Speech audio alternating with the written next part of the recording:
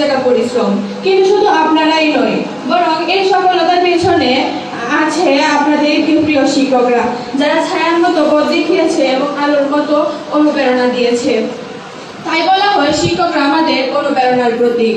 আমরা গর্বিত কারণ আমরা তাদের মতো শিক্ষক পেয়েছি, যারা শুধু প্রশ্নের উত্তর দেন না, বরং প্রশ্নের উত্তর খুঁজে বের করতে সাহায্য করে।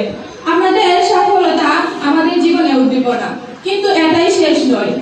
আপনাদের আরো বড় হতে হবে। আপনারা কেবল সফলতার পথে হাঁটা শুরু করেছেন, আপনারা আরো বড় হতে হবে। আমরা যেন আপনাদের দিকে তাকিয়ে বলতে পারি, আপনারা পারলে আমরাও পারবো।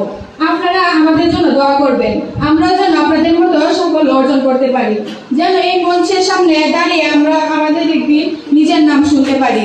আজকের এই মঞ্চে দাঁড়িয়ে প্রতিটা শিক্ষার্থীদের বলতে চাই, we all need to achieve success but thought, discipline and honesty. অর্থাৎ আমাদের সবাইকেই সফলতা অর্জন করতে হবে শৃঙ্খলা এবং সততার সাথে।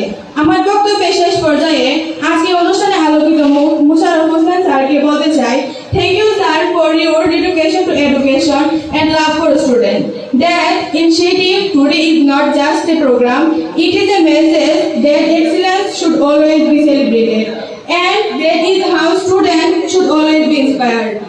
প্রাপ্ত কৃতি শিক্ষার্থীদের আরো শুভকামনা জানিয়ে আমার বক্তব্য এখানে শেষ করছি। আসসালামু আলাইকুম ওয়া রাহমাতুল্লাহি ওয়া বারাকাতুহু। ধন্যবাদ মরিয়ম আপনাকে। সম্মানিত সুধী, আমাদের অনুষ্ঠানের এ পর্যায়ে সংক্ষিপ্ত বক্তব্য নিয়ে আসছে কাশিমনগর আদর্শ উচ্চ বিদ্যালয়ের প্রতিষ্ঠাতা প্রধান শিক্ষক